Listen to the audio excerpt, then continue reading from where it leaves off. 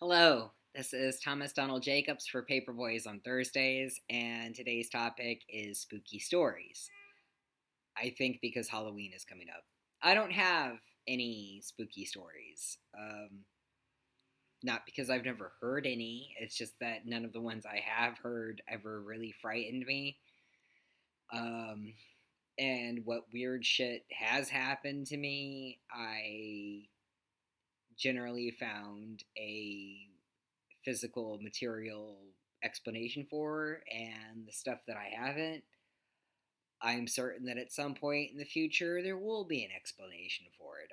I tend to be of a very materialist bent.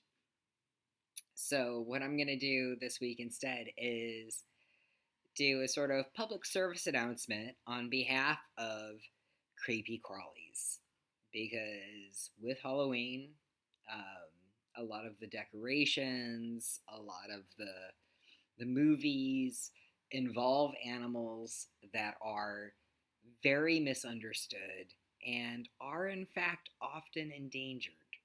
Okay, I know that everybody um, wants to help the pandas or the manatees or the whales or any one of hundreds of truly worthy causes, but oftentimes the animals that we're putting our resources and money towards are, the ones that we can feel the most empathy with, because they're whales, they're super smart, they're like us, they're pandas, they're furry, they're cute. Um, and there are a lot of insects and arthropods that are also equally threatened, and yet they get little attention simply because people misunderstand them. So I'm going to introduce you to some of my friends. If you have an actual phobia, and my grandmother has a genuine phobia of worms or animals that look like worms, then this is the time to click away and go listen to one of the other paper boys talk about a ghost story or something. Okay. Um, but I hope that some of you will stay and think about how neat some of these creatures are, in fact. So, first, I want to introduce you to June. June is a giant African millipede. It's the largest type of millipede that exists, and she is a female. And you can tell that she does not like me handling her because she is curling up. She's starting to move around a little bit, but I can tell she's still not entirely happy because her back end is busy shitting on my hand, which is her way of saying, "Put me down, you asshole." But the thing is, as giant and scary as she may look, she can't hurt me. She has no way to bite me. Her mouth does not work that way. She is only interested in pretty much finding leaves or, as an additional type of food that I give them, cucumbers. I'm not a cucumber. She feels a little odd on me. It's like having moving Velcro across your skin. But I think that she's an absolutely gorgeous and amazing animal. Um, and millipedes as pets make good pets. They really do. However, all of my friends, I researched them before I got them. And I do not release them into the wild, even the excess population. I destroy them responsibly and as humanely as possible, because it would be extremely irresponsible to simply release non native species into an environment in which they do not belong. Don't believe me? Ask an Australian. You can see she's very beautiful.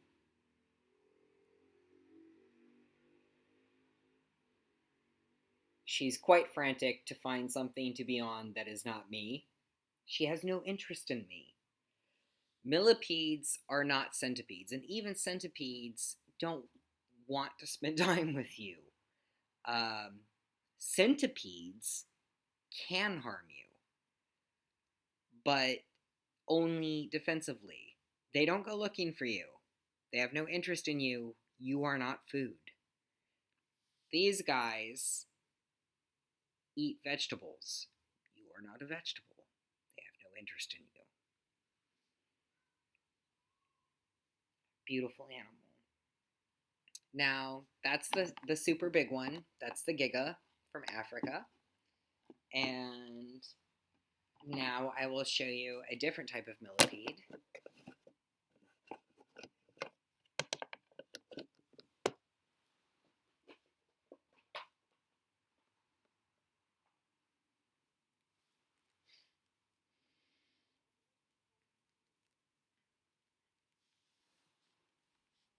This is a more average size for a millipede.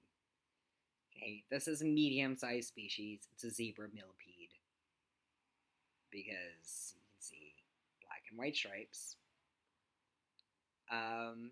They're much more shy than the Gigas,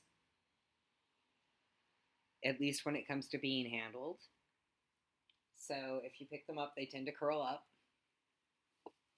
But they're more active than several of the other species that I keep, in the sense that they will climb.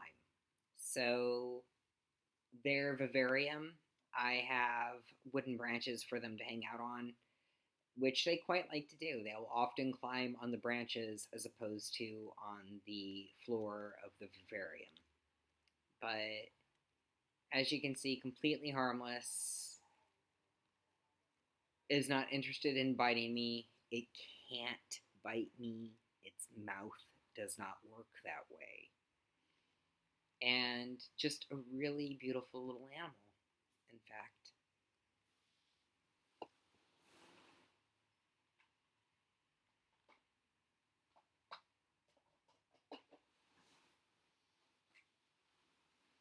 Now for something that people tend to be much more frightened of. A Madagascar hissing cockroach.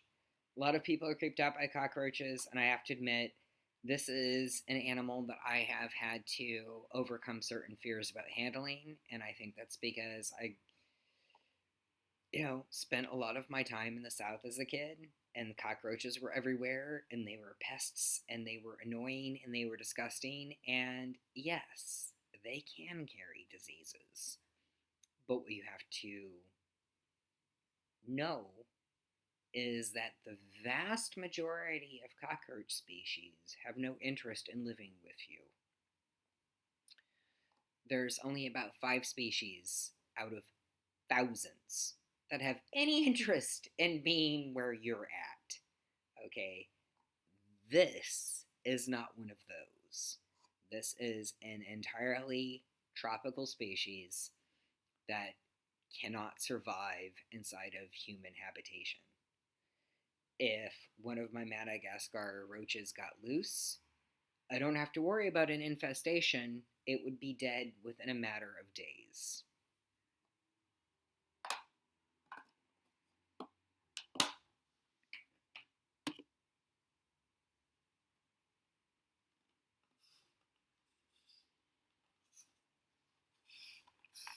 You might be able to hear him hissing at me. He really doesn't want me to pick him up. So I'll just let him perch on the edge here. Okay, onto my hand if you like. This is a dude. You can see because he has 2 horns on his head. That's what the guys look like. Female Madagascar roaches have a completely smooth carapace around their head. The guys use these supposedly to fight one another. I've actually never seen that. Um, Mine don't like to hang out near one another, but they don't go out of their way to beat one another up either. So maybe if I had a larger population, it would be different. I don't know. But he feels like wood. And yeah, now he's on the computer. He will hiss to indicate that I need to let him go. He's not happy. They can move a little quickly when they want. Generally, they prefer to stay still. And I will put them back in the container because they're not used to being handled. I have had to overcome my own fears when it comes to handling the giant cockroaches. And I realized that that was purely because of my own cultural background. It's not because they're gross. They're, in fact, quite tidy little animals. He is, as I speak, now cleaning himself because he thinks that I am disgusting.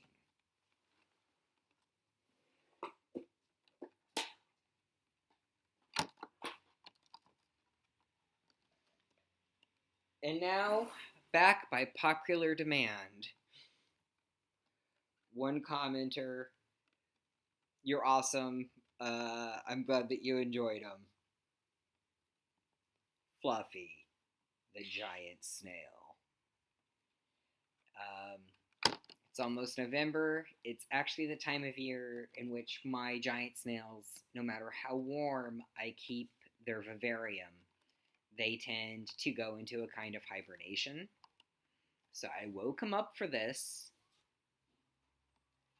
and we'll see if I can tempt him to some of his favorite food. Fluffy, not Albus, but Fluffy, really enjoys popcorn. You can see that he's not fully awake yet because he's still partially retracted. It may take him a minute or two. Oh, look, we've got antenna.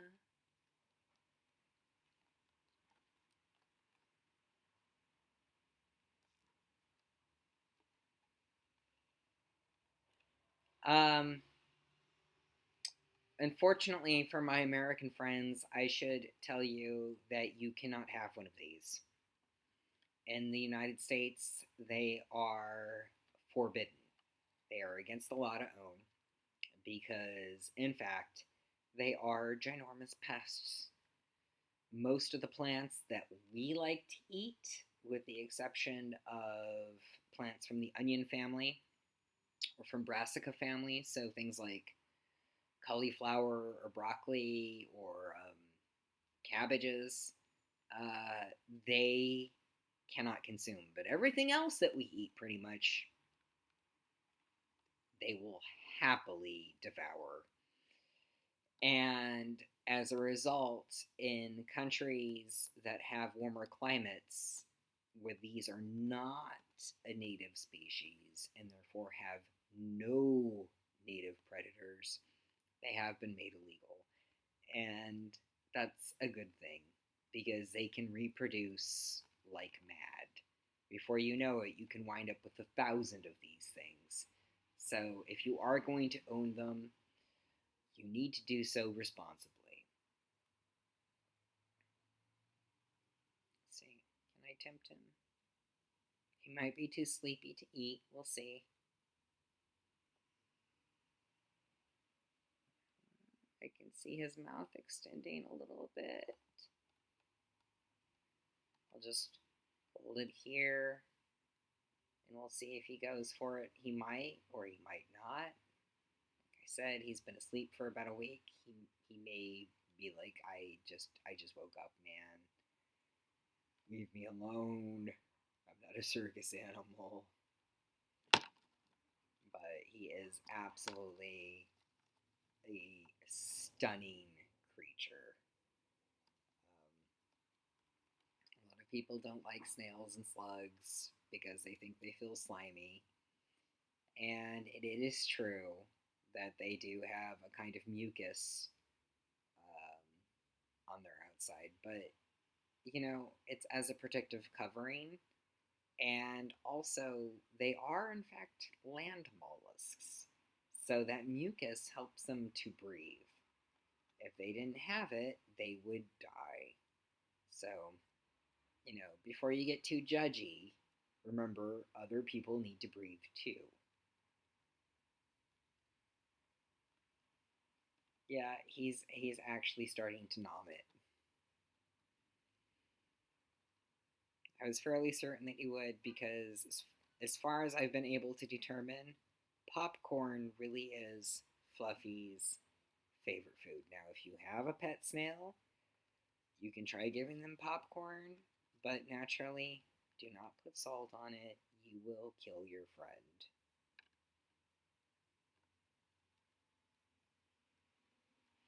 And so I hope that that was informative for you and maybe a little fun. Creepy crawlies, by and large, not that creepy once you get to know them. So I will see you next week. Bye.